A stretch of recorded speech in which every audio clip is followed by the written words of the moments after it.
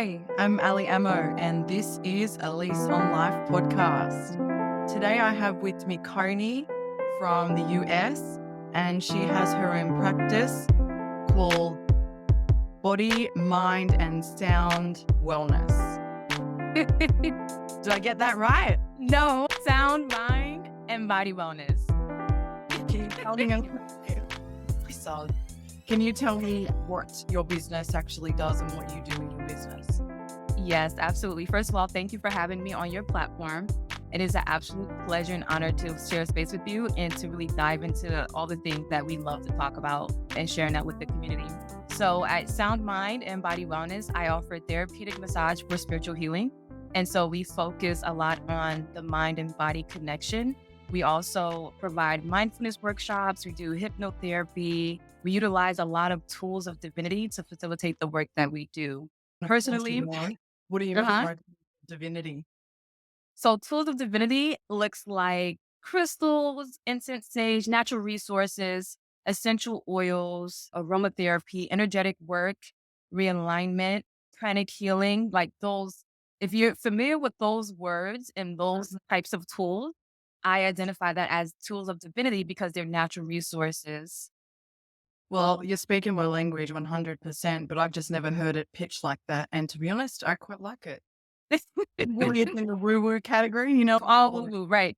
It's woo woo, but with a lot of science that you can back up and that you can research. So yes, All right, sorry, I paused you. All right, play, keep I going. love it. I love tangents. I love tangent. I don't even remember where I was, but so in a nutshell, I'm an intuitive self-help guide. My niche and my focus, the thing that I love to talk about the most is how to regulate your nervous system holistically without any external dependencies like medications and anything that you have to, like, drugs, alcohol, things like that, things that we've all, I mean, not we all, but I'm familiar with, right? Yeah, self-medicating. I absolutely love talking about the art of healing with four specific aspects, which is processing, which is uncovering the information that your body's holding on to, releasing the trapped emotions stored within, and then reframing limiting thought patterns and negative beliefs. And then embodiment, stepping into that life, that version of yourself that is no longer suffering. So when you say, are you doing any NLP or anything like that? I love neurolinguistics. That is something that I am researching and aspiring towards. I'm a certified hypnotherapist, so I'm not certified in NLP or any of those techniques yet, but that is something I foresee for myself in the future. Yeah. Yeah, Yeah, they're related. So I knew there was some, very related. yeah, both of those things are quite powerful tools anyway. Yes. All right. Well, can I ask you, have you ever heard of the web of life? The web of life. I've heard renditions of the web of life, but please do so. Tell me what your perspective is on that. When you say you've heard different renditions, what do you mean? So I've heard of like the wheel of life where you focus on like 10 aspects, like business, leisure, family, love, relationships, all the things. Right. Okay. Have you ever heard just people talking about it or quotes about it and things like that? It's often talked about in this capacity of a big web that we're all a part of, kind of thing. Like interconnectedness. So I've heard a lot of different conversations, but I haven't heard the term web of life. Like I haven't heard it in those particular words. All right. Well, let's change that for you. You got a piece of paper with you, yeah? I do. Beautiful. You can play along at home, but usually people listen to podcasts on the go. So just imagine it in your mind. So if you were going to draw a basic spider's web, you do this and this, right? You got a pen or a pencil? Or pen. Okay, just do it lightly because you're going to go over those lines. Okay. Yep. Don't do the webbing yet. Oh, okay. Let's stop. Okay. Where are you going to start? If I asked you to start in the top left-hand corner and go to the middle, you know what I'm talking about? Yeah. Yes. In the middle, I want you to write the word. It's either you, me, or I, whichever speaks to you the most, in big letters, straight over In that middle. corner. Okay. No, in the middle where everything crosses over. Uh-huh. And the center point, write the word either you, me, I, whichever one speaks to you. Okay. Okay. Now we'll start in that top left-hand corner and you're going down to the middle. Beliefs. Write that over the line. Okay. So you've got beliefs and it hits you, right? Or me or I. Yep. From the rest of that strand, the bottom Uh-huh. to the bottom right will be the word history. I like where this is going. Really? I Why? do. Tell me why. Be okay. I like where this is going because when we focus on the processing aspects of trauma, I like to share the fun fact that, you were exposed to trauma long time ago, even before you came into this reality. And so when you come into this reality with tons of already like automatic negative thought patterns that were passed down generationally, it's very important for you to get to know the things that your mother went through, your grandmother, your great grandmother, your ancestors, so that you can connect the dots. I'll leave it at So that. generational transmission of trauma comes to mind when you say beliefs in history. Yes. Yes. Okay. Okay. I like that. So I asked you if that was something that you'd be talking about, if that would be your focus. So I call that the time strand so you can understand the full magnitude of scope. Um, All right. We'll go the reverse now. Okay. So now we're in the top right hand corner and you're going down to you. Write the word relationships. This is not the one I thought you would be identifying as, yep, this is my area. I know you're going to cover pretty much everything anyway, but this was your home base. So relationships. And then down the bottom of that strand is environment. I call that the foundation strand. And I'm pretty sure you can figure out why. Absolutely. What Okay. are the connections that come to mind for you when you see relationships, environment together? Very important. So I like to share another fact with people. Oftentimes, when we are exposed to trauma, a couple things go down. The first thing is your brain disconnects from your body. It dissociates so that it cuts off the experience of the trauma. Survival mode. We all do this so that we don't experience the pain again and again. However, when that happens, we are unable to repair, regenerate as fast as we were created to do so. We are unable to sustain a healthy immune system. So we're compromised. And in turn, all of that internal pain manifests as chronic emotional and physical pain. And so oftentimes when we are exposed to this trauma, it is within the environment and the trapped emotions are either absorbed, created within, or passed down generationally from the people, places, and things within your environment. Oftentimes your relationships with your parents, with siblings, neighbors, teachers, all the above. Oh, yeah. All right. So since you brought it up, we'll go from top to bottom now. Okay. Yep. Childhood. Am I writing that? Okay, I'm writing that down, right? Yep. Okay. And then from the U straight down to the bottom there would be Uh-huh. experience. Experiences. Okay. I call this the super strand because it has some superpowers and not necessarily in the good way. It goes both ways, depends on how you swing it. But it's not Mhm. usually till later in life that the childhood becomes something that you process a little bit differently. But you need to work usually with people like you to be able to Mhm. do that processing work and recover yourself from the repressed or suppressed emotions and Right. things like that come up. But yeah, I call that the super strand.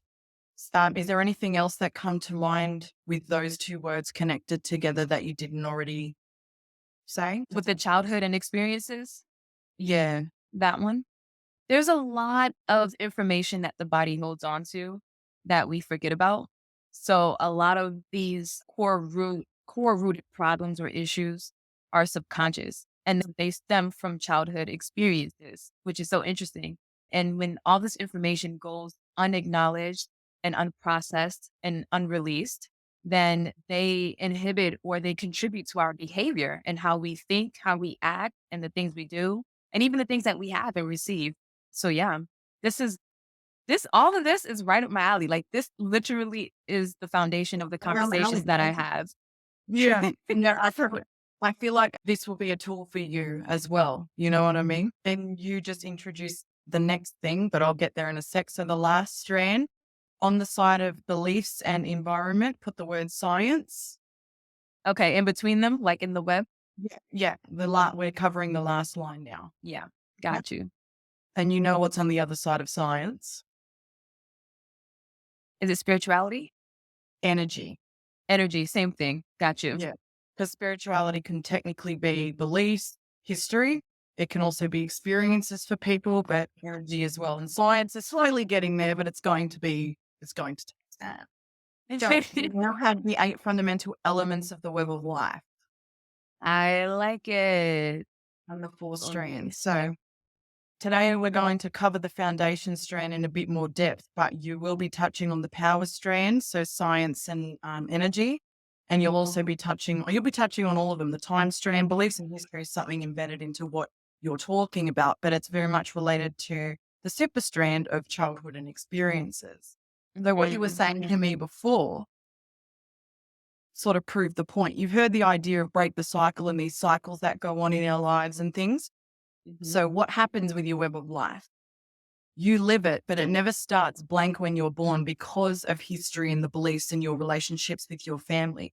Even the scenario into which you were born played a part in the energy and things that sort of start you off. And your foundation strand, your first sort of relationship cycle is in your mum's womb and how that experience was for her. If your mother experienced stress, they've actually found out you'd probably be aware scientifically. If your grandmother underwent some kind of deeply emotional distress or an actual major trauma while she was pregnant, up until I think it was 5 months pregnant, the mother, that imprints on the precursor cell to the eggs inside your mother as well as your mother. And then, that cycle continues. So, you have that as sort of a bit of a basis. And there is a very similar thing in the paternal side of things as well. But we get bugs caught in our webs, or we're born with bugs in our webs. And the idea, you know how you hear somebody say, "Quit bugging me." What's bugging you? Right? All of a sudden, that sort of made sense to me. So, what you want, how have you ever watched a spider spin a web? How beautiful and peaceful. Yes. And how intricate it is. Yeah. And it's on point, right? They're just fully aware, fully conscious. Nothing's in their way. We don't have that luxury because we get bugs stuck in our web. So instead of spiraling around with ease and flow, we end up spiraling around these bugs whenever they get triggered. And you were talking about your thoughts and your emotions and your actions, behaviors, inactions as well. So I've not only figured out how we make cycles, but also how we break cycles. So that's sort of the crux of what I do and where I'm coming from.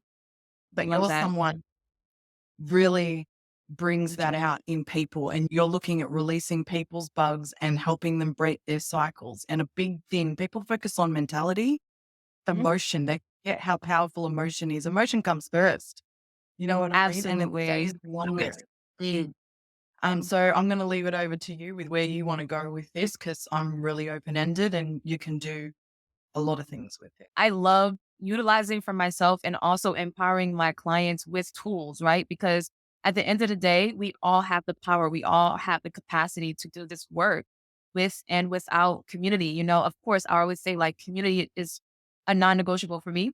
Like you need people who are doing similar things in your environment to encourage you to keep going, right? To encourage you to like hold yourself accountable. So when we talk about like tools and techniques and frameworks, for me, it helps people to integrate with the information and also be activated. I heard you say something earlier, it was amazing because this is absolutely true. It's the actions that we do and also the actions that we don't do. And a lot of times we don't do the things that will provide us that life that we see ourselves having because of the unprocessed information and the trapped emotions that were, that started in childhood and those experiences in that environment, right? So the elements of what is it called? The elements of web? The el- no, elements of web of life. Elements. Yeah. The fundamental elements. I had a question. Did you create this? Yeah. I love it. Usually there's a follow-up question after that. Usually, yeah. I usually get, how did you come up with this?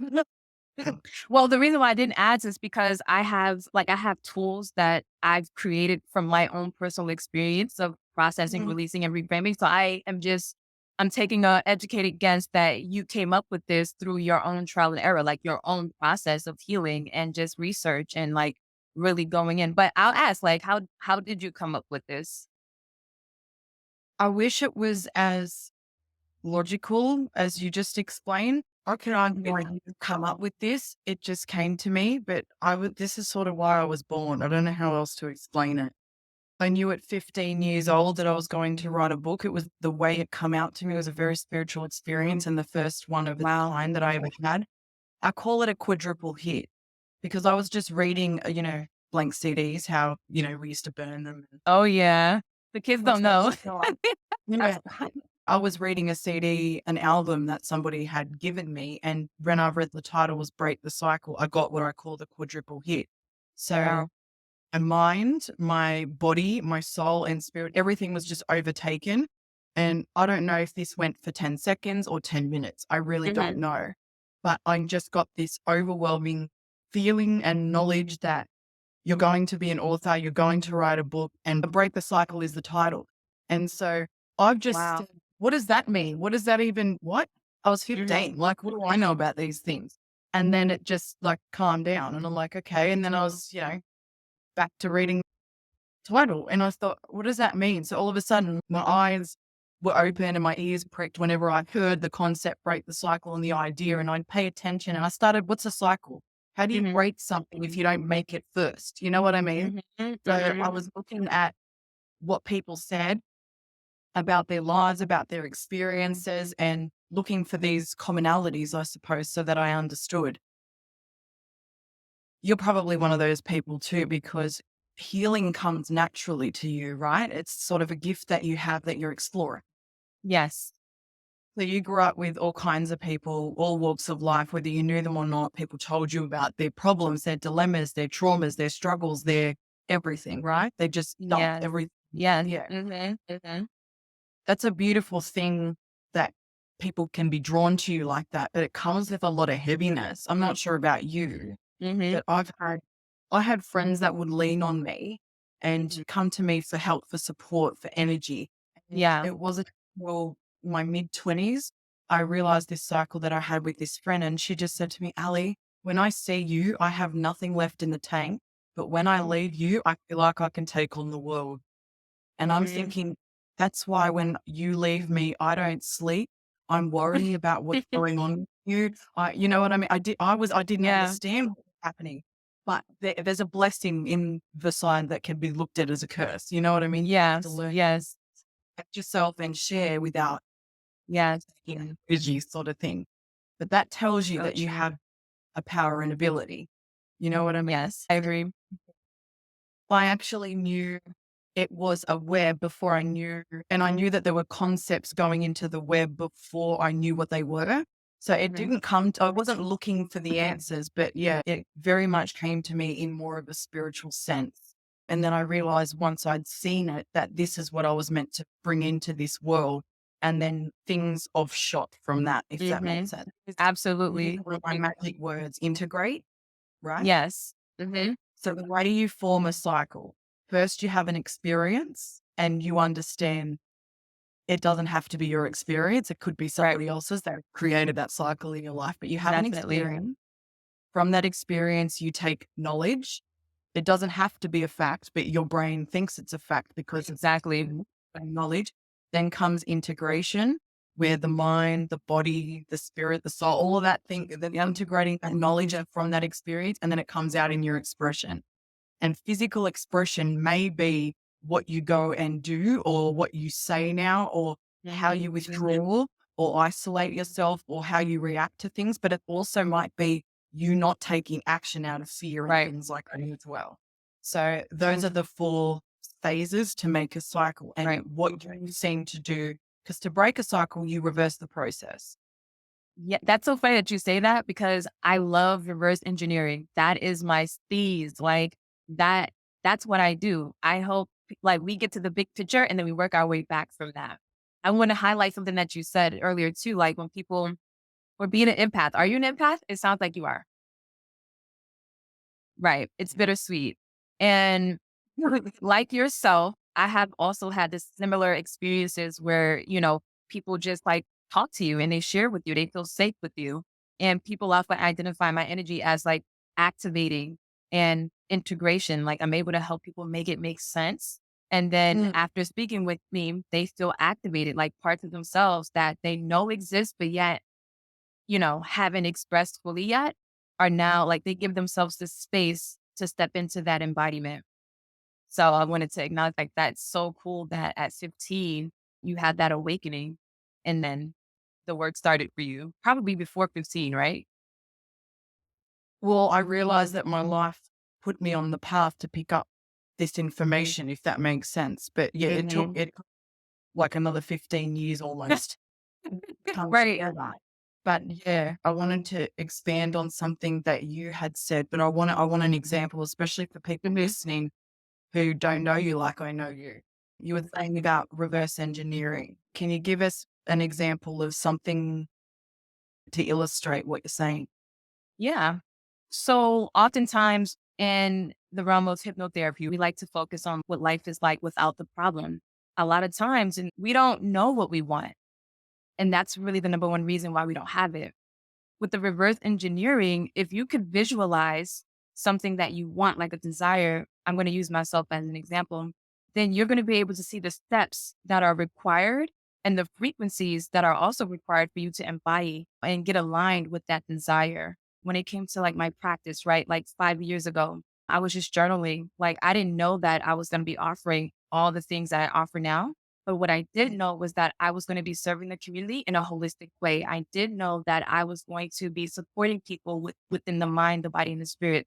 I did know that I was going to be sharing with people holistic resources that are easy for them to implement in their everyday lives. I knew that much. And that to me was the bigger picture. And so Mm. what happened over the next couple of years was I started to climb the steps that would align me to that vision. One of the first things for me was I was a wellness coach. I saw that there was an opportunity where I can host fitness classes and fit camps and mom running groups because I had just had a baby, right? This is back in 2013.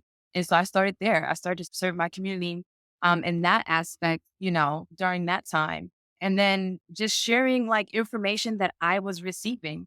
After a while, the steps just fell into place. I always say, like, when you have a vision and you can see it clearly, people, places, and things will meet you where you are. Life will meet you where you are, and you will continue to be guided. It's following your intuition, right? Your intuition to me is like an internal GPS. You don't have to know the exact destination, you just have to know where you're going.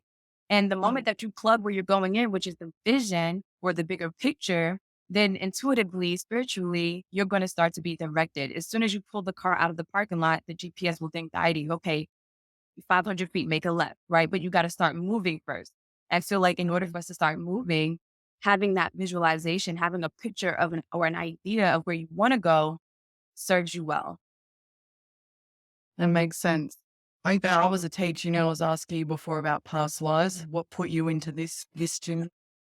If I say past life, because it was only like 4 years ago that I stopped teaching, but it feels like 4 lifetimes ago.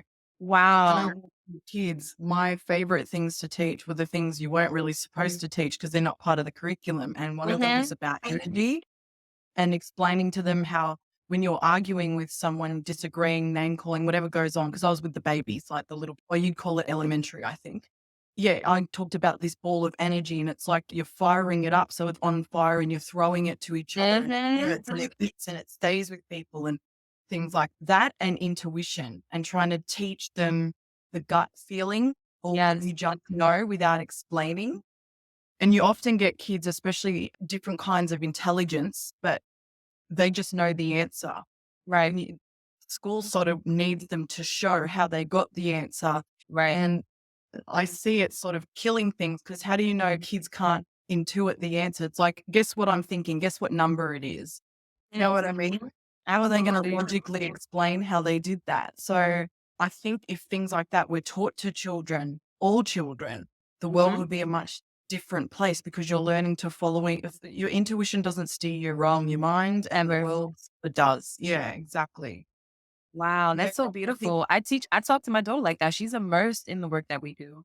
So we have the same conversation and she's able to like, support her friends from a holistic standpoint because she understands how energy works. She understands that if you have low vibrations in your body and you're not feeling the best, then you are liable to project that energy onto someone else. And if you do, they are liable to project that energy back on you. And so she's been in situations where there was projection of negative energy. And she comes to me and she feels like she's a victim because it's like, Mom, this is what happened to me. And I'm like, well, what did you do first? Like, what did you do? Like, what happened? What were your thoughts? Like, what were you thinking? And it's so interesting to see it manifest because even when she's with me, and kids, they will be kids. And, she has a negative thought in her head because I told her to do something, or, she just doesn't feel like listening or following the rules. She'll stub her toe or she'll like trip and like hit herself or fall. And I'm like, did you have a negative thought? And oftentimes she does because, we've all gone through that.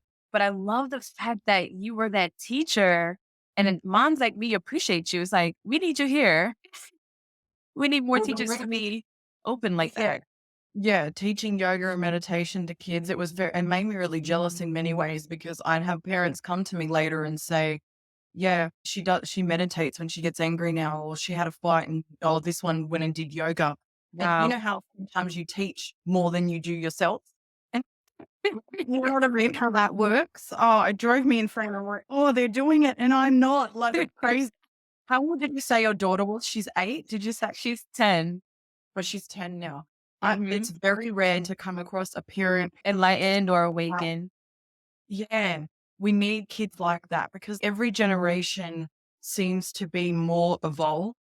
You want your children and your children's children, you want every step to be a little bit more ahead, but it Right. can create a massive disconnect. And I think Mhm. it's like bridging that generational gap that we would have had. It Right. doesn't not happening as frequently anymore, and it's thanks to parents like you. So I have so much gratitude, not just for what you've done for your daughter, but what because of that your daughter will do for her world, kind of. Yes. We started teaching her astrology and she gets it. Kids Yeah. get it. They get it. And she takes her charts, her astrology chart that her other mom created for us.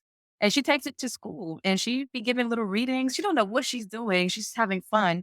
But when I look at her and I'm listening to what she's saying, she's like, yeah, so and so is a tourist. And I can tell because, they're hard workers. He always works so hard on his test. And I'm just like, and she's telling these kids about themselves and showing them the chart. And she thinks it's a game. It's fun, but it's just like she has no idea the power that she holds right now. She just knows the celestial connection and the planetary. So you're teaching her the basics of astrology and signs and things. Yeah, just the basics of the astrology for now, which yeah, just the basic signs, like the elements, the mutable, cardinal, fixed, like all the details. Well, you're teaching her astrology. This is not the it's a lot more than most people understand. Basically, you know what I mean? That's Oh, I guess I said basic because I'm like, I'm still learning it's so much. So now I'm like really really focusing on like the houses and like how each sign plays a part in each of those houses. And that's like where I am personally. So I guess Mhm. like to me, where I just came from is basic because I've got it.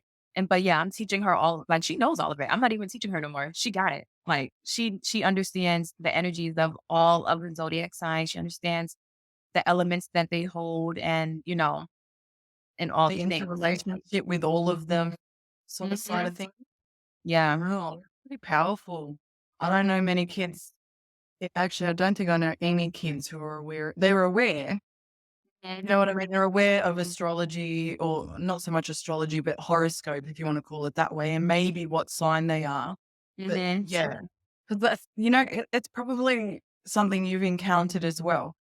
Even though in many belief systems, it's sort of not allowed, or it's Mhm. seen very negatively in many cases. The It's taboo. right? Oh yeah, Taboo. but I found it really odd that even when I've traveled the world and you come across people of different belief systems, it doesn't matter what it is you believe. Pretty much everybody I asked would admit, like, yeah, I've read my horoscope somewhere in a magazine. Yeah, Right. They were they interested. well, even if they're not interested, like per se, it's just they're curious or they connect Right. with something. And that's like, in a way, saying, I'm Muslim, but I feel drawn to read the Bible or the Right. Torah. Or, you know what I mean? It's Yeah. kind of like jumping around. That's sort of the one commonality in, if you want to call it belief system, that I Mhm. found. Doesn't matter what you are, you've come across it and you've delved into it just for a period, just for a moment. You've dipped a toe. You've dipped a toe. Yeah. Everybody's done that, and they might still say, "Oh, that's woo," or whatever, or it's a load, but they don't actually understand what it is and what it means and how it works. When I first did my natal chart, it was only maybe for 6, Mhm. 7 years, something like that, and it blew my mind. It told me the relationship struggles with my mother, that my marriage hasty. It was over in like a year. Right. Yes. So I just found it really odd that I could have had access to this information before. While I'm Right. young. So your daughter's read her whole natal chart, I assume. Not her whole natal chart, but I've given her information about herself. She's very self-aware. She wants to know. And like, it's good for her to know because when I tell her, she is like empowering, so that she knows about herself. But yeah, it's a journey right now that we're delving into. It's constant learning. It's just, Mm. it's fun. It's never ending. I wish my mom would Oh, have yeah. been open that way. But she's not. And like you said, it's still very taboo today. It's interesting, right? Like with all this information that's out here, it's like astrology and horoscopes these things are backed by science. Like this is not woo. This is science. Like, you know what I mean?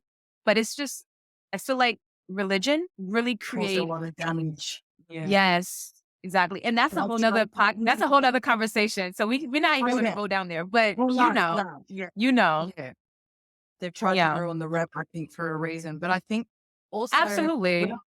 it's not just an Eastern thing or a Western thing, it's both. That's what I find really interesting. Right. The Chinese Right. have their own zodiac situation, and so does the Western world. But when you look at cultures like in India, the parents design marriages for their children based off Right. astrology.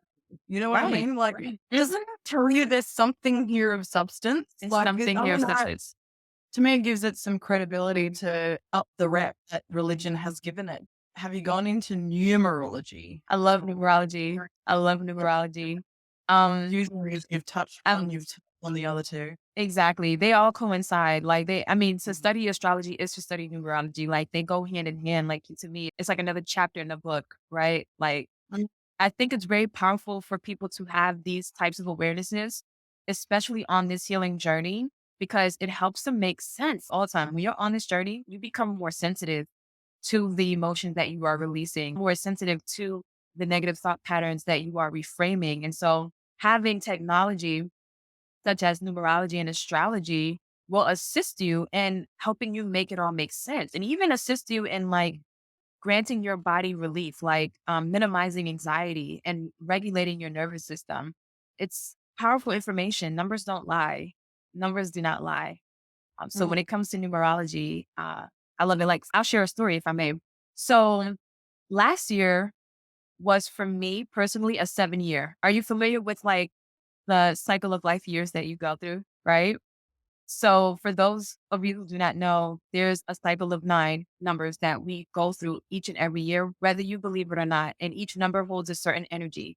And so last year for me personally, I was in an 8 year, right? Which is all about abundance, wealth, reaping the harvest, reaping the seeds that you've been sowing and real estate and all these things, right? Like eight is really associated with like wealth. However, my eight was fueled by a one and a seven. So that seven energy is all about trials and tribulations, tests. That is the hardest year in the cycle of like the 9 years, right? Seven. And so it dawned on me that wow, like last year was an 8 year, even though it was fueled by the seven. And the year before that was my actual 7 years. So for 2 years, I had been going through hell, like Chill. literal hell. And I didn't know, I didn't understand like why I was going through that. And I went through a lot of heavy emotions and a lot of like negative self talk, thinking that it was just me. And then when I found out that it wasn't just me, this was just the cycle of life that I was in for lessons to be learned, all of that self judgment and ridicule just like went away. I was able to detach myself from those negative patterns, knowing that, oh, wow, this is actually just a part of the cycle that I was in during that time. It had nothing to do with me making a horrible business decision. This was just the way the energy was set up for me. And then collectively for us all, this year, 2024, is an 8 year. So this is the year that like all the truth is coming up and out. All the seeds you've been sowing over the last 7 years, you're getting ready to harvest that, whether it's high vibrational or low vibrational. Like this is the year of karma. This is the year of, for a lot of us, abundance. For a lot of us, wealth, real estate, really receiving that fruits of our labor. So it's all So about the growth and expansion. yeah, yeah. And individually for me this year is a 9, which is completion. So thank God. Right. Because honey, the last 15 years, as you know, Pluto was in Capricorn, has been hellacious for cardinal signs. And this, again, this is where like astrology serves you, because without this information, you will really be in a rut. Like you can really attach yourself to lies, like belief systems that are just not true, subscriptions that are not your truth. You know what I mean? And what you believe in, Mhm. you will see and experience in your reality. Life will always show you what you believe to be true. So again, this knowledge is empowering. It's very empowering for me personally. Well, it seems like it helped you to become more objective instead of subjective. That's part of the reason that I created the Web of Life too. When you've had your life happen to you is usually how people see it, Right. feeling on you, and you don't know how to process it and it's too much. So it's like, let's take it outside of you. Then all of a sudden you can separate yourself from it and understand like these things happen. This is my bug. This is where it is. And this is how my cycle, my mental, emotional, and physical cycle. Now I understand that. And it's not a you thing. So maybe the things around you that trigger you are actually there to help you figure out the bug. Yeah. I'm going to say, like, you know how you have a dead bug, what you think is a dead bug on the floor, and then you go to pick it up and it starts wiggling, and you maybe like throw the thing and freak out. Yeah, do that. You'll think there's no issue because you haven't had the test really. And then Exactly. someone will touch the bug, it starts wiggling, you repeat the cycle, and Yep. people get angry. Like, you made my bug wiggle, you made me angry, and it made me think this, and it made me do. No, they're actually giving you an opportunity to see what your bug Exactly. is, see what your cycle is so you can release it. And if you can't do it alone, which is understandable, it's a lot of Right. work. There are people like yourself and myself who will help you through it in whatever Right. serves you. Because I'm wondering, are you someone who introduces astrology, numerology, and things to people? I do. I do. In my Oh, one-on-one containers, yeah, my group containers, I do. Because that is, I share the information that I personally integrate with my mm, clients. Like there's a level of vulnerability that allows me to facilitate breakthrough in minutes because of how authentic I am in that space with people. When I am vulnerable, my clients give themselves permission to be vulnerable as well. And so yeah, vulnerability is the key. That's the secret sauce to this, this healing walk. yeah. It really And is. leading by example. Leading by example. I'll also tell people too, like triggers are required for the release. You need to be triggered in order for you to know that there's work to be done. Mm, And like, no, like people in relationships, relationships are a thing. They often feel like it's their partner doing something to them. And in some cases, yeah, that's true. However, that trauma existed in your body way before you met that person, and that person is a catalyst. Everybody, people, places, things, everything is a catalyst for us to to bring out become what's aware. inside. Exactly. So my mentor tells me if you're triggered, it's a good thing. Like if Yeah. you're triggered, good. We see you're looking at a lot of fight and flight response with the nervous system, right? And it's not just fight and flight. That's what kind of Right. your ways they focus on those too. And there's isn't there fawn and there's a freeze. There's a bunch of different It's responses. 4 of them. Um, yeah. So can you speak to that experience with working with people? What you're finding is very Yeah. common, and yeah, Absolutely. So when it comes to the body, we are in a constant state of fight or flight. And because we've been in that state for so long, it feels normal. So people are not aware that what they're experiencing is abnormal.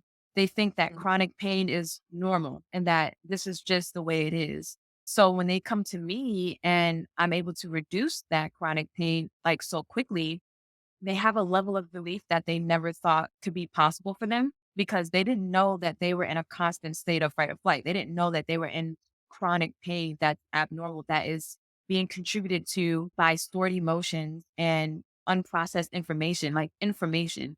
Sickness never happens physically first. It always happens energetically, and then it makes manifest physically. So yes, that's why I love focusing on regulating the nervous system, bringing the body out of the fight or flight, because when we're in fight or flight, there's mental fog.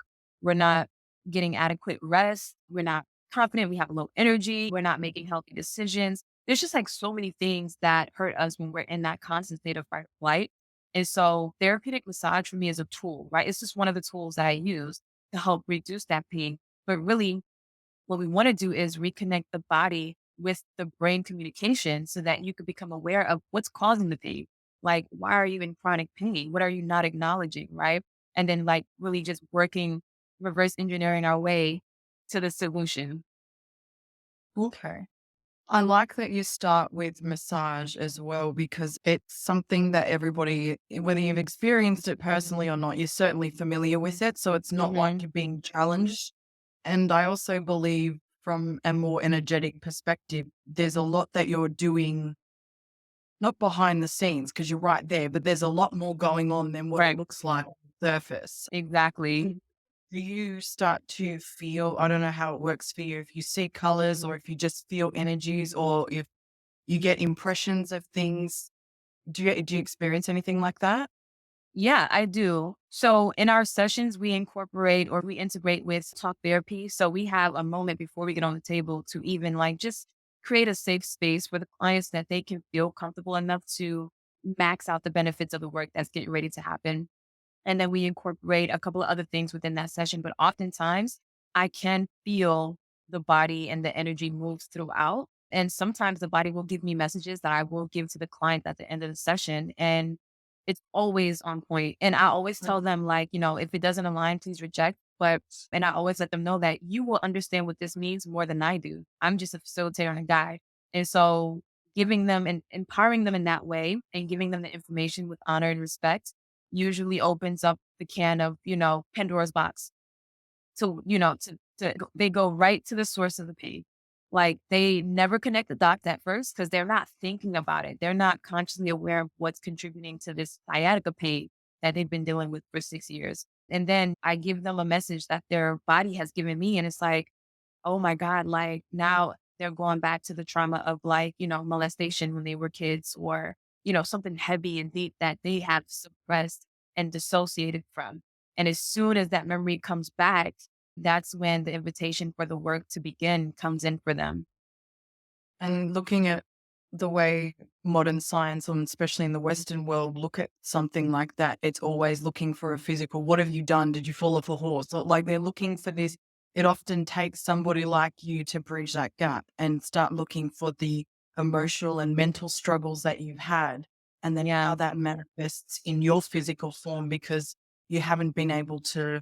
express it in a healthy way and process it so that you can actually heal it. Exactly. And a lot of times we don't have the vocabulary. We don't have the vocabulary to express what we're moving through and what we're going through. And so you just don't know. You really just don't know. I could share another story. I had sciatica pain. It was acute, but it lasted for like, to me, forever. It was months and it was debilitating. It was like to a point where like I almost couldn't work, like do my massages. That's how painful it was. And I'm like, I didn't like, what is this? Like, why am I suffering with sciatica pain like this? And turns out that my left glute, I had trapped emotions, multiple accounts of despair that I had absorbed from my mother between the ages of 1 and 3. And as soon as I did the energetic work to release those emotions and to process all that information and to reframe my thought patterns, it went away and it has not come back. That doesn't surprise me. I was watching a documentary last night on, have you heard of Gaia? It's like a Mhm. Netflix media. Yeah, and it was about this guy was a doctor and he had a woman come in and she was having all the symptoms of a heart attack. And he just felt like, what have you been dealing with? Like he was more in your sort of category, Mhm. kind of, Mhm. from like he was a physician. And when they got down to it, the emotion that come up, he said there was a list of 60 emotions, and I think there were questions that he asked, and it was identified as grief, what she was Mhm. feeling and how that was manifesting or expressing itself physically. Yes. And when they got down into it, she goes, it doesn't make sense because I didn't lose my husband to death. My husband had an affair and I'm remarried now. It's been 3 years. I thought I was over this. Like, Yeah. it was very odd. And she's just thinking logically about it. But because at the time she was so in love with him and she thought she'd be spending the rest of her life with him, Right. it really was like she was dying of a broken heart. And she Yep. may have taken steps to move on and accept that, but her body still hadn't processed it all. It was all happening in the mind, if you know what I Right. mean. So he realized that if he hadn't figured this out and worked with her to release what was going on and the symptoms that were showing, Yeah. this have really manifested into she dies from this. Oh, So I yeah. wonder how many people have had these sorts of things happen. We know often with older couples, when one passes away, it's a very short period before another one Yes. does, and it makes you wonder, you know what? It's proof in my mind. But you It's said you actually absolutely. you have the resources to back up all these sorts of things and links that you can provide, Yes. right? I will share one right now with you. Get off my thing. So have you ever heard of the emotion code by Dr. Bradley Milton? Yeah. Okay. This is a powerful tool that I recommend everyone to purchase if you don't already have it. This book is brilliant. He breaks down the body and the brain connection and he talks all about these emotions and how they get stored in the body. And he liberates and empowers you by sharing with you tools that you could do yourself to help release the emotions out of your body. It's so funny that you brought up the heart space because one of my friends sent me a reel and it was from the cartoon Avatar, The Last Oh yeah. Airbender. Yeah. So in the reel, the old guy is speaking to I can't remember his name, the bald headed, the avatar, the young kid. And he's talking about the chakras and he's going like from the root all the way to the crown chakra.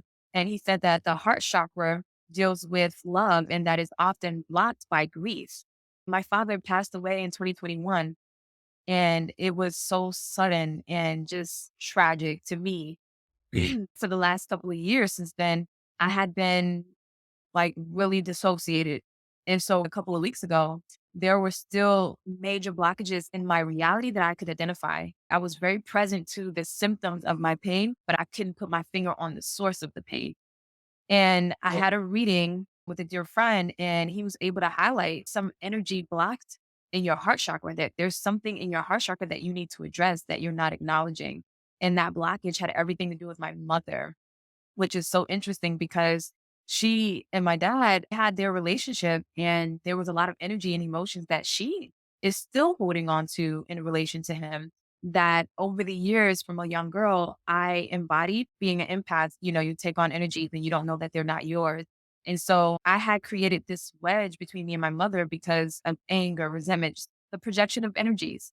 And when my father passed, I didn't create an opportunity for us to be mother and daughter. Like there was just a wedge that had always been there before he passed. So when he passed, I was suffering emotionally alone because I didn't feel safe to call my mom and to talk to her about it, or even to just disclose that information with her, right? Because there've been a wedge for so long. However, I've been so present to the symptoms of this blockage for a couple of years since it happened for 3 years now that my cup was oversaturated. Like I couldn't take it no more. I was at my wit's end with the emotions that I was feeling. And so when the information came up with my heart chakra being blocked, I immediately felt my mom. I felt her. You know what I mean? And Mm, so the suggestion for me was to, when I feel ready I have to initiate the healing. Like I have to call my yeah. mom and I have to come to Yeah. her vulnerable and Mm, express to her how I'm really feeling. And it took some time, but I did. I called her and that conversation turned into 3 hours. And for the first time in over 10 years, we spoke and I told her the truth and how I was feeling and what I was going through. And it gave her an opportunity to be my mom because I told her literally, like, Mom, I'm struggling. Like, I need my mom right now.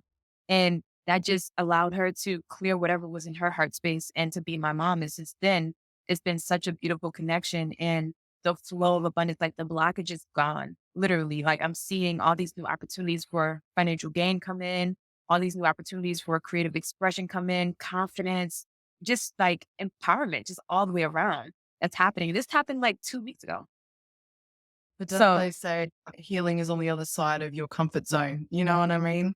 Look at that. That's so beautiful. And you've healed your relationship. You grow from this experience, and this yeah, becomes the pain is almost a blessing from the Yes. grief and that experience because it was the catalyst for the progression of your relationship with your mum. Yes. I always tell people too, like, in order for us to experience, the height of pleasure and ecstasy, we have to experience and explore the depth of pain. They both Mm. coexist. This is the human experience and there's no judgment. It just is what it is. Well, we all want life to be easy, and when things are difficult, we just want them to be over and Mhm. don't see the beauty in that experience. It gives you that opposition. And you appreciate more of the good when you've gone through something Exactly. bad. And I always, for some reason, the ones who've experienced a lot of trauma are the ones that are very quickly put on a spiritual path for some reason. It's an interesting connection or correlation that I've found Hmm. as well. And it's a beautiful thing to see. Yes, I agree. So thanks for being here with us on this app. New ones will come out to you every other Thursday. Huge thank you to Koni for coming and talking to us today. This was a connection that has taken nearly a month to happen, but I'm so grateful. It was the right time and the right place, and it was Yes. perfect for us. That energy was on point. Mhm. And we did not cover a single, we barely touched on what we were supposed to talk about. We covered the whole web of life because why wouldn't you? It's together. So I think we've got to do this again.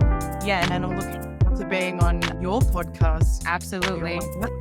Actually. So yeah. So awesome. We'll take it easy, people at home, and we'll speak soon.